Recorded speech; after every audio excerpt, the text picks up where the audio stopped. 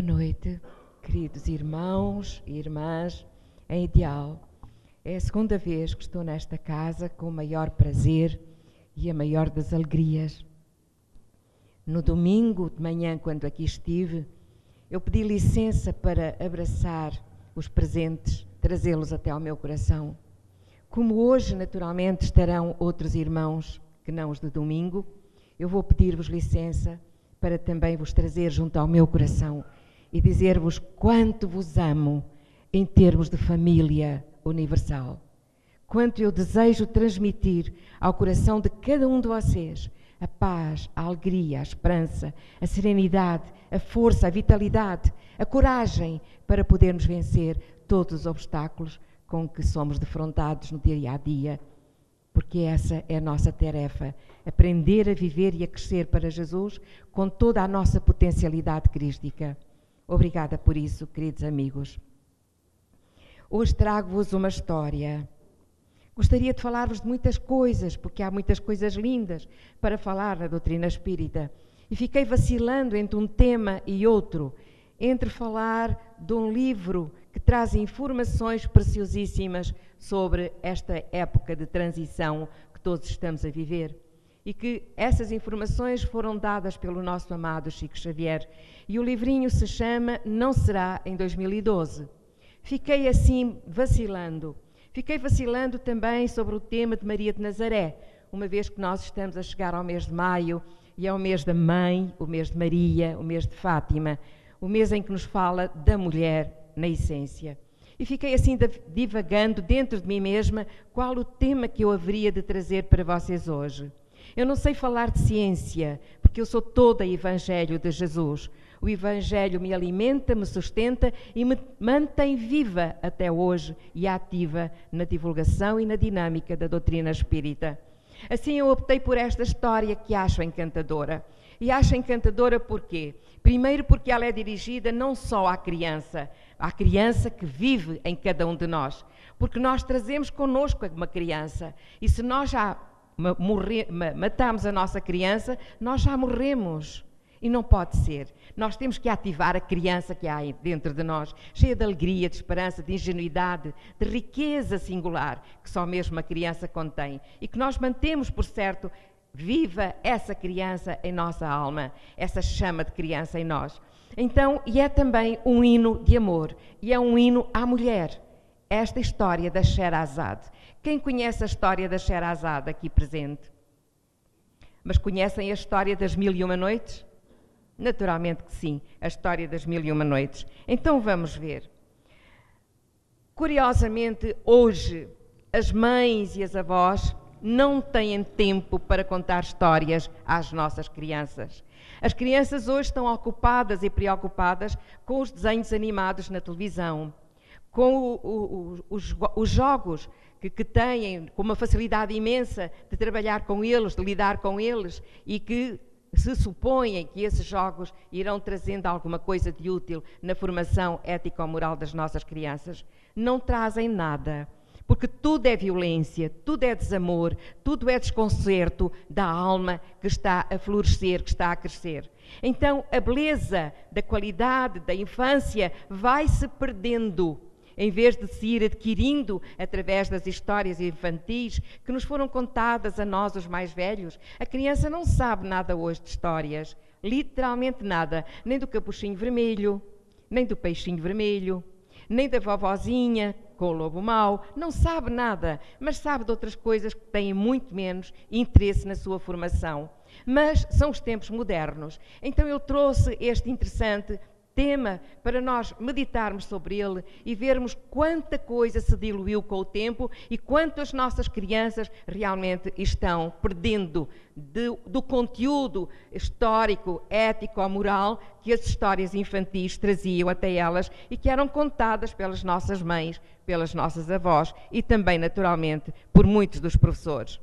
Como educar nossas crianças e jovens num tempo em que a aparência vale mais do que a essência e a competição e o individualismo teimam em ditar as regras dos relacionamentos, acabando por minar qualquer possibilidade de companheirismo, de amizade e de amor. Como educar?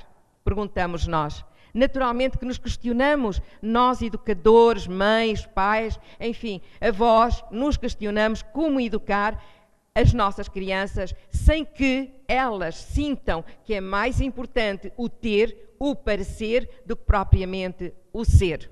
O ser ficou também assim obtuso. As crianças nem percebem muito bem o que é o ser, porque estão muito mais interessadas no ter e no parecer. E nós precisamos de desfazer essa ideia, porque a vida, no fundo, é feita do ser e não propriamente do ter em si, que se vai decompondo com o passar do tempo e das situações que se alteram, sejam elas familiares, económicas ou sociais, num tempo em que tudo é transitório, porque vivemos realmente numa transitoriedade imensa e constante e não nos apercebemos disso. E as nossas crianças começam a sofrer essa influenciação.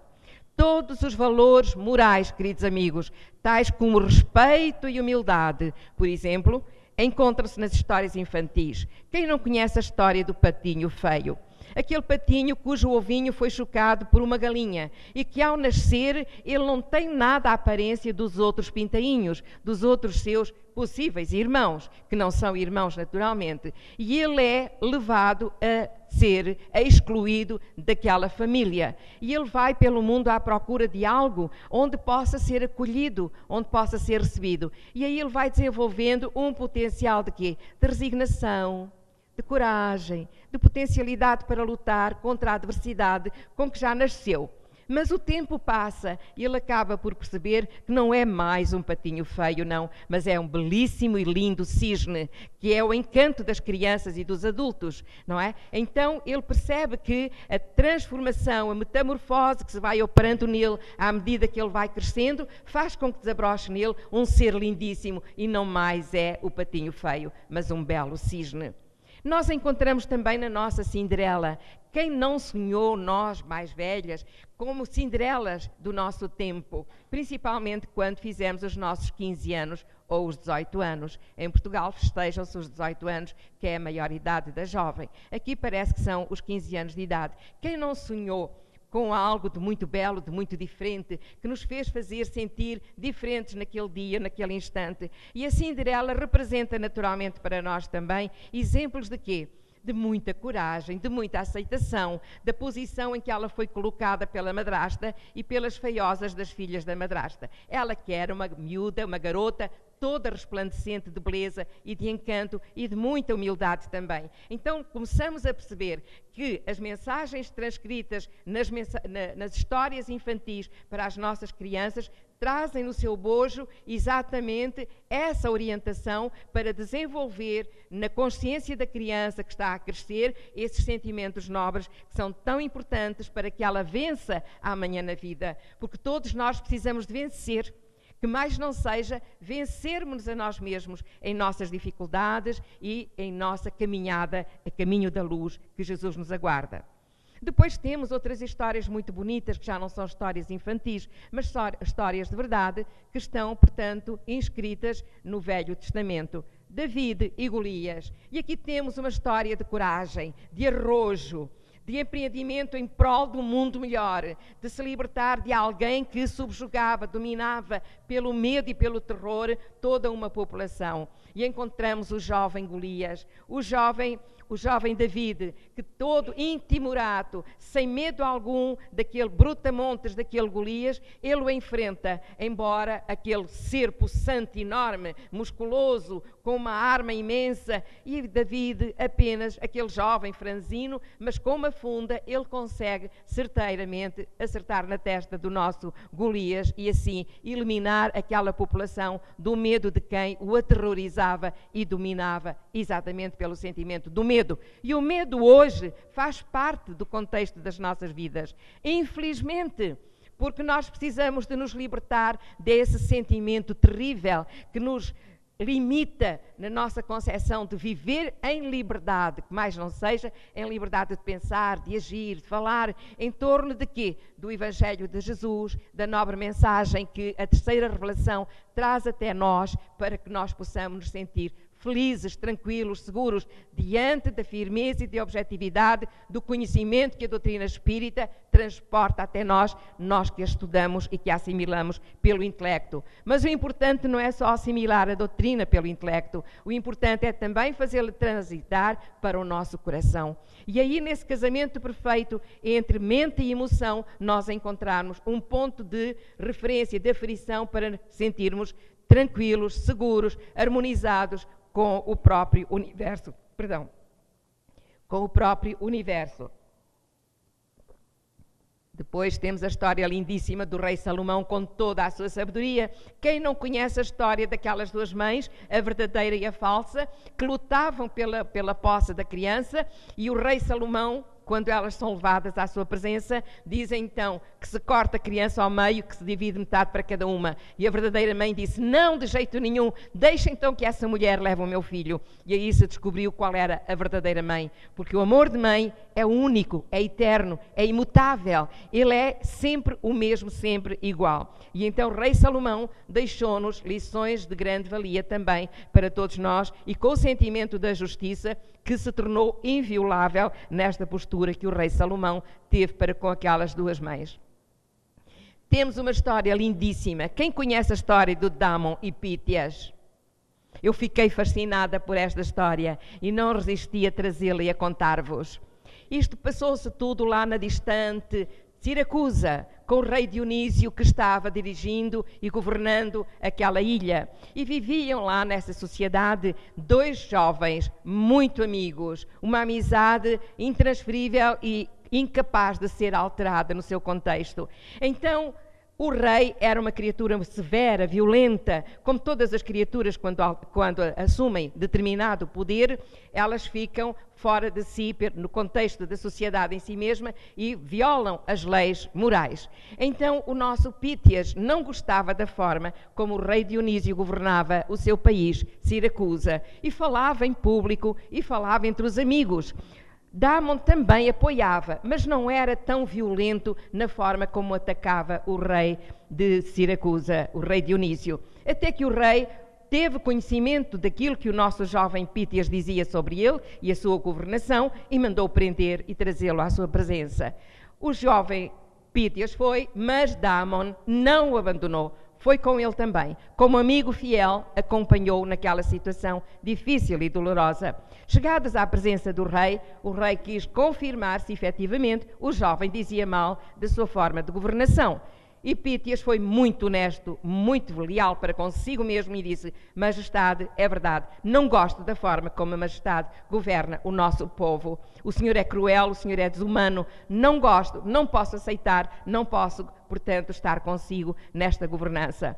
E o rei disse-lhe: muito bem, então vais ser condenado à morte, porque eu não admito que haja entre os meus subordinados alguém que esteja a contradizer-me. E assim serás condenado à morte. Irás morrer. E ele disse: Majestade, um último pedido, por favor. Qual é, Pítias? Por favor, deixe-me ir a casa, despedir-me da minha esposa, dos meus filhos e colocar alguns assuntos em ordem. E o rei voltou-se para ele com um sorriso sarcástico e disse-lhe: Mas tu és louco? Tu pensas que eu te vou deixar sair daqui? Tu sais daqui e não voltas mais, tu vais fugir. E Pítias olhou para ele muito sério e disse-lhe: Eu dou-lhe uma garantia. Mas que garantia me podes tu dar? Perguntou o rei. E Damon avança sobre o rei e diz-lhe: Sou eu a garantia, Majestade. O rei olhou para ambos e disse: Tudo bem, se tu faltares ao compromisso no dia aprazado para morreres, teu amigo morrerá por ti. E Pítias disse: Eu acredito que vou voltar a tempo e hora de poder ser morto e o meu amigo ser solto, uma vez que ele não tem culpa dos meus desatinos verbais em relação ao mando e comando do Senhor no nosso país.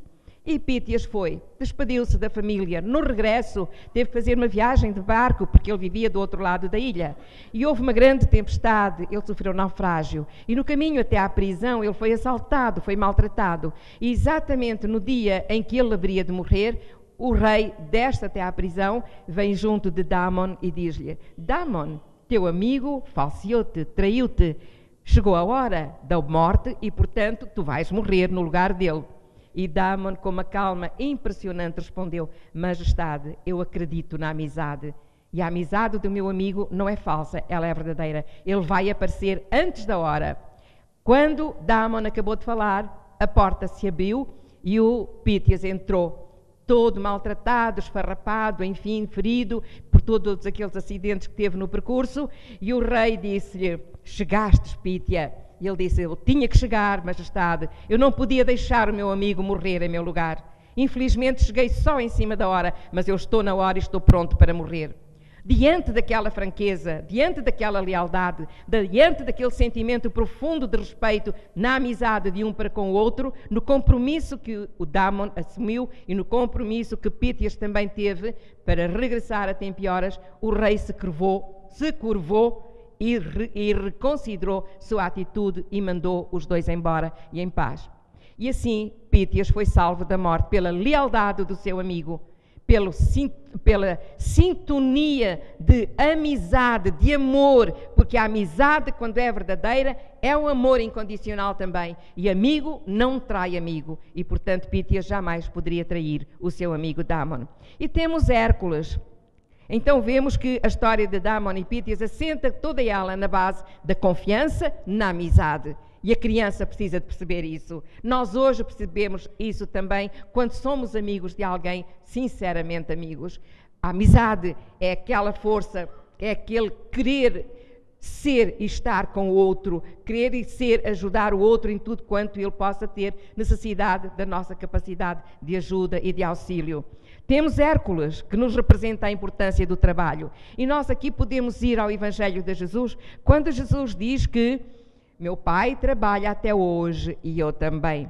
Então a força do trabalho é uma necessidade, conforme nos diz o Livro dos Espíritos também, de que o trabalho é uma necessidade moral. E a criatura que não trabalha ou é doente fisicamente ou psiquicamente. Então a história de Hércules representa o poder e a força do trabalho e a necessidade de o homem se realizar através do trabalho. E a nossa criança precisa de perceber isto, de receber esta informação preciosíssima para se estruturar moral e eticamente, para crescer em harmonia com o todo. E vamos continuar. O amor. O amor é a palavra mais fascinante em todas as línguas. E é tão bonito. O amor é cantado, o amor é falado, o amor é escrito, o amor é tocado, o amor é sentido, o amor é Deus. O amor é Deus, porque Deus é amor, diz-nos João, no seu Evangelho primeiro, no seu capítulo primeiro. Então, Deus é amor, Deus está em toda a parte e a sua manifestação se sente, se realiza em nós e fora de nós. E o amor é a palavra que, efetivamente, mais se ouve, mais se pronuncia. E em todas as línguas, ela é uma palavra cheia de força, de beleza, de poder curador, criativo e de realização interior em todos nós.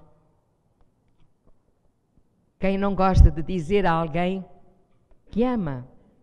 E nós tivemos o nosso grande vate português, Luís de Camões, o homem que amou e foi muito amado, o homem que escreveu sobre o amor como ninguém naturalmente terá escrito, quando ele nos diz assim: amor é fogo que arde sem se ver, é ferida que dói e não se sente, é um contentamento descontente, é dor que desatina sem doer. É um não querer mais que bem querer, é solitário andar por entre a gente, é cuidar que se ganha sem se perder, é nunca contentar-se de contente, é querer estar preso por vontade, é servir a quem vence o vencedor, é ter com quem nos mata a lealdade. Mas como causar pode seu favor? Nos corações humanos amizade, se tão contrário a si é o mesmo amor. E quantas as vezes a gente pensa que ama e não ama, quer e não quer, deseja e não deseja. E o amor é exatamente isto que o nosso Luís de Camões nos quis transmitir na forma como ele sabe e sentiu também como grande poeta realizado no amor. E temos então, chegamos à história de Sherazade.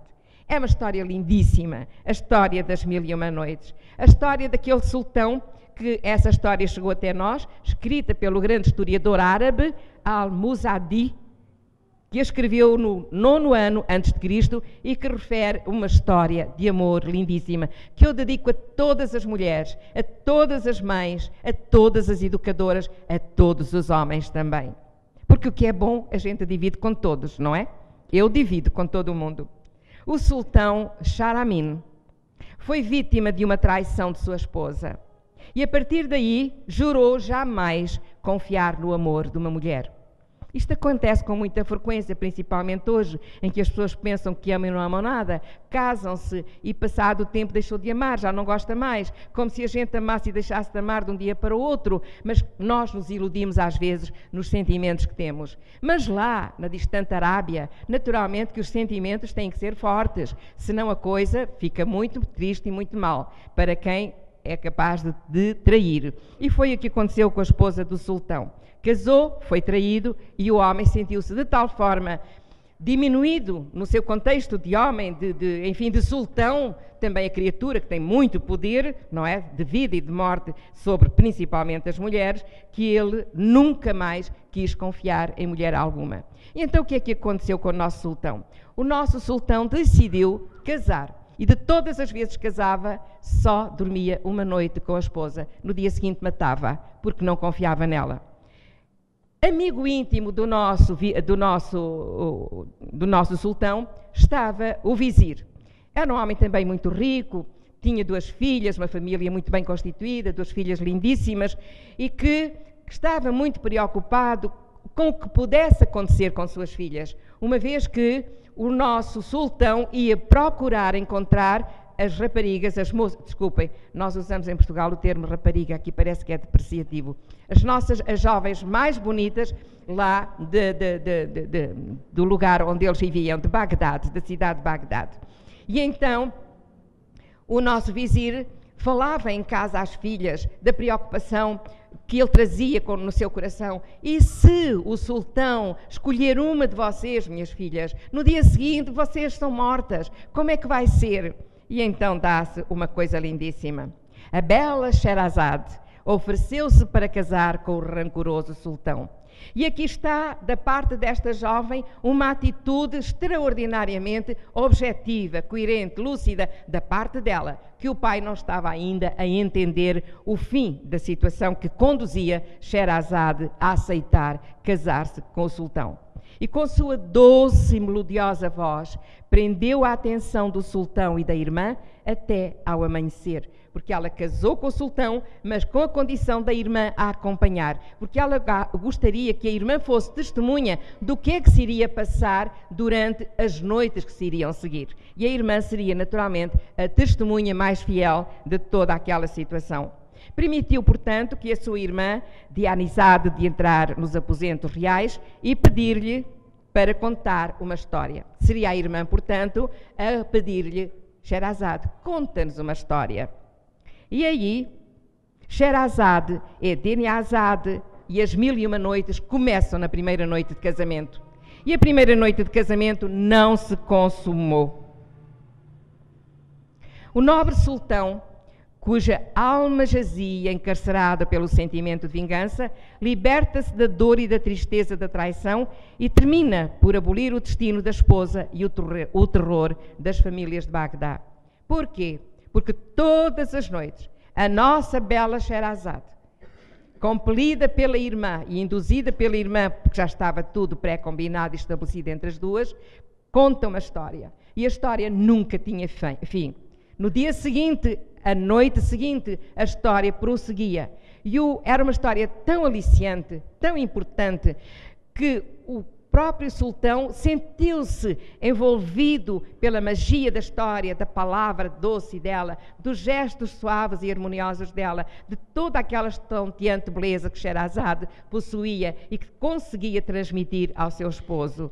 Só que ela queria vencer aquele coração duro e traumatizado pela traição. Ela queria trazê-lo até à racionalidade. Ela queria trazê-lo de retorno à própria vida. Ela queria trazê-lo de retorno ao amor, à confiança na vida, à confiança no próximo. Era esse o propósito de Sherazade ao querer casar com o sultão. De tal forma que ela acabou também por se apaixonar por ele, uma vez que ela ainda não estava verdadeiramente apaixonada. Mas o propósito de amor com que ela se colocou, fazendo-se esposa dele, faz com que do seu coração também brote esse sentimento puríssimo, forte, elementar para a construção do lar deste casal. E aí o sultão ficou inebriado por esta situação das histórias que ela ia contando, histórias que não tinham fim. Era a noite inteira ela contando a história para o sultão, com a presença da irmã como testemunha, e amanhecia e o casamento não se consumava.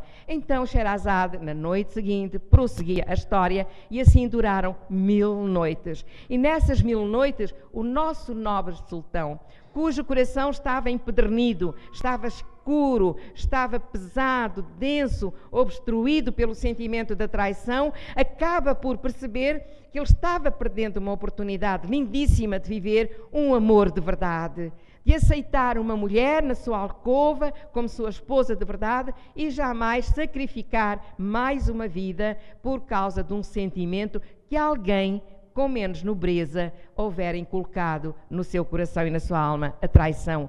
E, efetivamente, a traição, queridos amigos, quem já sofreu de uma mãe, um filho que traiu, de um esposo que trai a esposa, ou a esposa que traiu o marido, de um amigo, de um companheiro, a traição é um sentimento terrível. Mas nós, como espíritas, sabemos perfeitamente bem o que é que havemos de fazer quando somos traídos. Perdoar. Perdoar e ter a consciência de não sermos nós os que traímos, o traidor. Sermos os traídos e não o traidor, porque a traição é horrível, porque quando se deixa de ter confiança em alguém, dificilmente nós voltamos a acreditar nessa pessoa e nos seus sentimentos. Então, o nosso nobre sultão deixou que, efetivamente, todo aquele sentimento que lhe envenenava a existência, que não lhe permitia ser um homem livre e feliz, ele era prisioneiro daquele sentimento negativo e ele conseguiu libertar-se, efetivamente, por causa do sentimento de amor e da paciência que a nossa Sherazade teve de noite após noite contar uma história de forma a que ele percebesse que a vida tinha valores inconfundíveis e que ele estava perdendo uma oportunidade extraordinária. E aí, o terror da cidade de Bagdá, que sempre foi Bagdá, no tempo da Mesopotâmia, no tempo do Iraque, destruída pelos americanos, que transformaram aquele país num terror, num campo imenso de batalha, de horror, de morte, de destruição, foi sempre um campo imenso de histórias maravilhosas das 1001 noites, como esta que nós estamos a ouvir. Sherazade mostra-nos, portanto, o quê? A postura de uma heroína corajosa, solidária, altruísta, autoconfiante, inteligente, criativa e ousada. Tudo isto ela possuía em grande forma. De forma que, efetivamente, este também é um contexto que nós, mulheres, trazemos um pouco em nós. Os homens são um pouco sultão e nós, as mulheres, somos um pouco Sherazade. Eu lembro-me que no ano de 60, eu tinha acabado de regressar da África. Menina de 22 anos, com uma bebé com 7 meses, e eu chego a Lagos e o sofrimento era muito grande. Eu fui trazida para Lagos pelo marido, que era desta cidade, filho único, queria voltar para junto dos seus pais, mas eu não tinha ninguém, nem amigo, nem conhecido. E muito menos tinha sido desejada pelos sogros, que já tinham uma jovem, enfim, comprometida com o seu filho, e que, afinal de contas, o filho regressa à cidade, casada com alguém que eles não conheciam e que não queriam aceitar. A vida ficou muito difícil para mim e eu comecei a indagar porquê, razão do ser e do porquê da dor, até que entrei na casa espírita, aí percebi como as coisas funcionavam, como é que a explicação da dor que chega até nós, qual é a função da própria dor, entendi, compreendi e comecei a frequentar a casa espírita sem o meu marido saber durante 6 meses. Deitava a minha filha, dava-lhe o leitinho, dava-lhe o banho, orava, pedia a Deus Nosso Pai que olhasse por ela, porque eu não tinha ninguém em quem confiar. Não era como o sultão, que não tinha sido traída, mas não tinha ninguém em quem confiar, porque o espiritismo no ano 60, aquilo era assim uma coisa muito estranha, ainda muito difícil. Havia também, portanto, as casas espíritas tinham sido mandadas a encerrar, exceto a da nossa casa, porque era tão pobre a casa e tão pequenina, que a polícia não ligou importância nenhuma e ficou aquela luzinha acesa no nosso país e por isso vamos festejar os nossos 100 anos.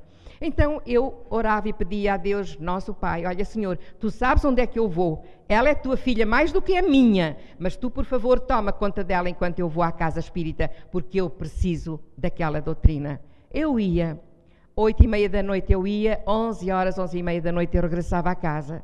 Até que eu achei que devia lhe dizer, a cidade era pequena, todo mundo nos conhecia, e eu estava com receio que alguém me visse à noite, principalmente de inverno, escuro, frio, chuva. Como é que aquela jovenzinha de 22 anos vai para o centro espírita? Para onde é que ela vai? E então eu decidi um dia chamá-lo e dizer-lhe, eu quero dizer-te que eu estou frequentando a casa espírita. Com uma voz muito sedosa, macia, eu nunca o tinha enfrentado. Eu tinha casado com 16 anos, porque em África nós quase casamos à nascença. E ele era um homem de 26 anos, sabia muito bem aquilo que queria. Eu é que não, porque eu queria ser freira missionária. Mas a família forçou-me a casar por situações, enfim, de conveniência da própria família. Nós éramos 3 jovens órfãos. Eu era a mais velha. Eles queriam, meus tios com quem nós ficámos, queriam vir a Portugal gozar a sua licença graciosa, que era de 6 meses, de 4 em 4 anos, e não podiam deixar de perder a oportunidade de vir a Portugal gozar as férias. E não podia deixar ficar os 3 sobrinhos sozinhos. Assim, alguém tem que sacrificar. Sacrifica-se a Julieta, arranja-se-lhe um casamento e ela casa.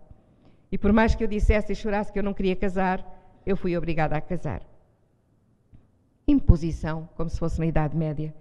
E às vezes nós somos obrigados a aceitar aquilo que a vida nos traz. E assim foi. Quando eu, naquela noite, olho para ele e digo, João, quero dizer-te uma coisa, eu estou indo ao centro espírita, quero que tu saibas, eu vou todos os dias, às tantas horas, e regresso a casa às tantas horas. E a filha fica entregue a Deus, nosso Pai, muito bem entregue, não há dúvida. E se lhe acontece alguma coisa, nosso Pai cuida dela, respondi eu. Tal é a tua fé, é assim muito grande. E por isso eu vou confiante há 6 meses, todos os dias, pois a partir de hoje não vais mais. E eu sorri, olhei para ele, fixamente, olhos nos olhos, adoçei mais a minha voz, a alma de Sherazade em nós. Adoçei mais a minha voz e olhei e digo assim, não me faças isso, não me obrigues a escolher, porque entre ti e ele, eu escolho a ele e deixo-te a ti. Mas disse-o com doçura, mas objetiva. Não me faças isso. Entre ti e ele, eu escolho a ele e deixo-te a ti. Eu tinha a certeza daquilo que queria. Eu sabia o terreno que estava pisando. Eu sabia que a doutrina espírita era indispensável à minha sobrevivência. Eu já tinha tentado 3 vezes o suicídio e só a doutrina espírita me respondeu às minhas questões mais íntimas e ao meu sofrimento. Eu precisava de continuar a frequentar a casa espírita e a estudar a doutrina. E ele viu tanta força, tanta coragem, eu nunca o tinha enfrentado. Ele era um homem muito severo. Eu era uma jovem, acabada de sair de um convento de freiras. E eu nunca tinha conseguido olhar assim para ele e posicionar-me desta forma. E ele viu a minha força e baixou os olhos, franziu o sobrolho e engrossou a voz ainda mais, para mais autoridade. Vocês homens sabem o que fazer. O sultão, é o sultão. E diz ele assim, bom, então digamos que podes ir 2 dias por semana. E eu aí voltei a ser Sherazade. E olhei para ele com um sorriso ainda mais bonito, mais doce, a voz ainda mais melosa. Digo assim, desculpa, se não te importas, em vez de 2 vezes, 3 vezes. Eu que ia todos os dias, pelo menos 3 vezes. E eu, então está bem, pode ser 3 vezes, mas uma condição. Então diz, arranja alguém para ficar com a filha. Não quero que a filha fique sozinha. Eu já tinha, como Sherazade, arranjado alguém. Ele é que não sabia. Uma trabalhadora nossa da nossa casa, uma velhinha muito querida, que me chamava mãe. Ela tinha 80 anos. E eu ria com ela e eu dizia, como é possível, Marianica, uma filha, uma mãe ser mais nova do que a filha? E nós ríamos as duas e ela dizia, a senhora vá tranquila, que eu fico com a menina. E vou nos outros dias que a senhora não vai. E assim combinamos e assim resolvemos a nossa situação. Eu penso que todas nós, mulheres, temos um pouco de Sherazade e vivemos um pouco estas histórias também, de um jeito ou de outra. E a partir daí eu continuei a frequentar a casa espírita, até que um dia eu consegui trazê-lo. Muitos anos depois, quase 20 anos depois, eu fui trazendo. Vem ouvir, vem um palestrante de fora, vem. Comecei com o culto de Evangelho no lar. E a pouco ele não se interessou muito pela doutrina, mas foi o suficiente para que quando ele desencarnou, ele saber para onde ia e não ficar retido nas coisas que tinha, que possuía, que ele era um homem, conseguiu alguma riqueza através do meu trabalho. Aliás, um dia, eu tinha 18 anos, e ele olhou para mim e disse-me: por que é que tu pensas que eu casei contigo? Eu casei contigo por aquilo que tu tinhas e não por ti. Eu naquele dia morri por dentro. Eu morri por dentro. Eu não queria acreditar numa coisa daquelas. E a doutrina espírita me ajudou a sobreviver a esta e tantas outras situações.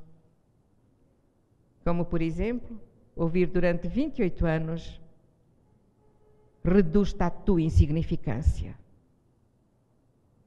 E eu reduzia-me diante dele à minha insignificância. Mas quando ele se ausentava, eu crescia. Eu estudava a doutrina espírita. Eu sentia-me grande. Eu não me sentia com 1,46 m, não. Eu sentia-me gigante. Eu sabia que estava a crescer para Deus. Eu sabia que um dia iria extrapolar a fronteira do meu país. Iria pelo mundo afora, conforme tenho ido, falar do Evangelho e da doutrina. Porque a doutrina criou tal estrutura dentro de mim que ela ajuda-me a viver, ajuda-me a suportar as dores mais acerbas, a morte dos seres mais queridos, desde uma filha.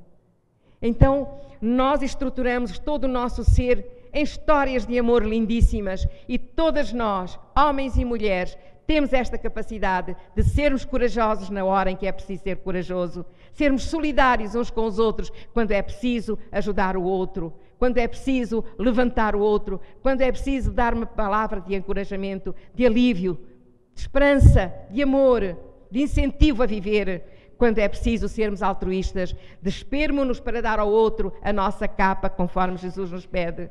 Ser solidário. Busca ser altruísta e não egoísta, que é o contrário do altruísmo. O egoísmo é terrível, é um cancro que nos assola a existência, que nos corrói as entranhas e nós precisamos de nos envolver antes, pelo contrário, com esta beleza do sentimento do altruísmo e a autoconfiança. Eu creio em mim porque Deus está em mim. Eu creio em vocês porque Deus habita em vocês. Eu creio, na verdade, no amor, na justiça, na lealdade. Eu creio na alegria.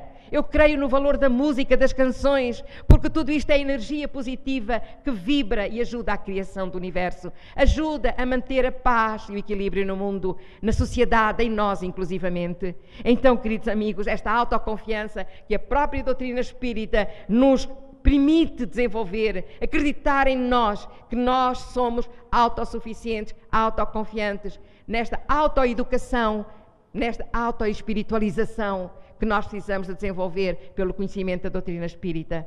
Autovalorizarmos-nos naquilo que nós sabemos que somos potencialmente bons, potencialmente filhos de Deus.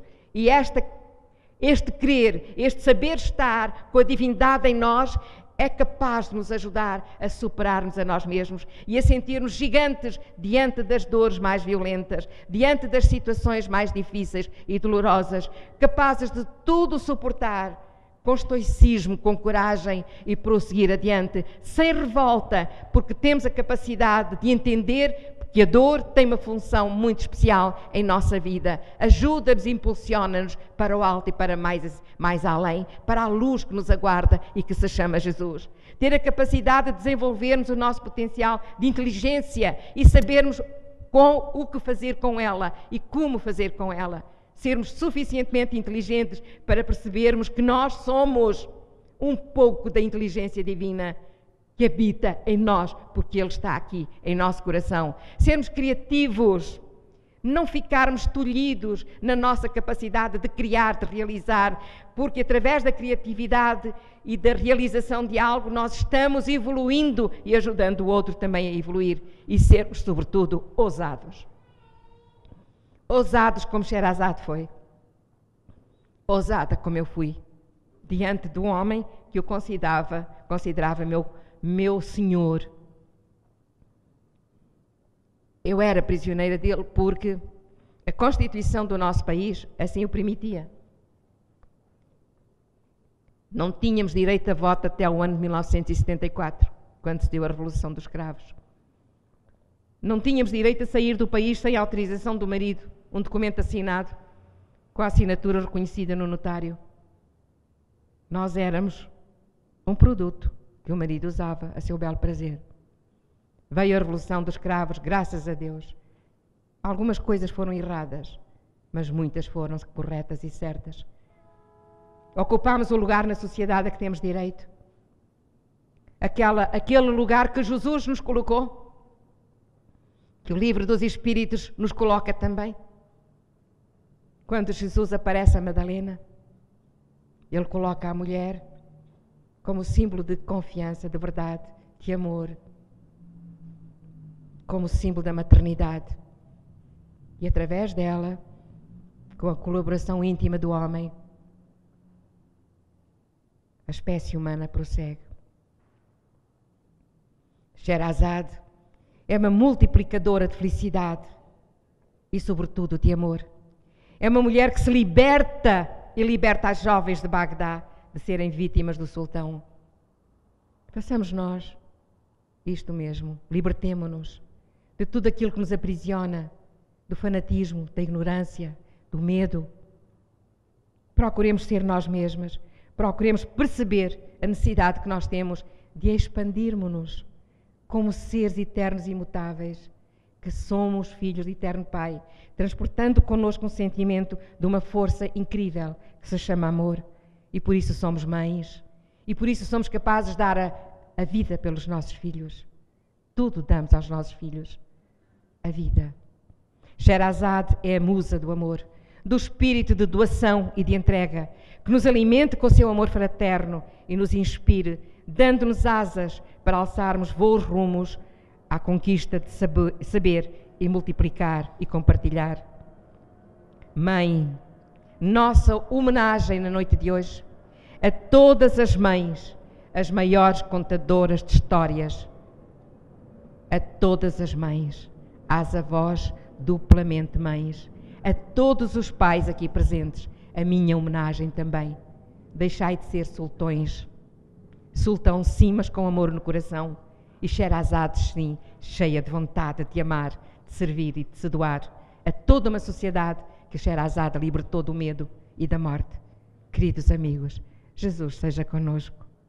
É o amor, a coisa mais linda que nós podemos usufruir, que nós podemos sentir e que nós podemos falar. Amor, eu vos amo. E como aquela saudação que os meus netos me ensinaram. Namastê. O Deus que há em mim, saúda o Deus que há em ti. Que Deus seja louvado. Obrigada.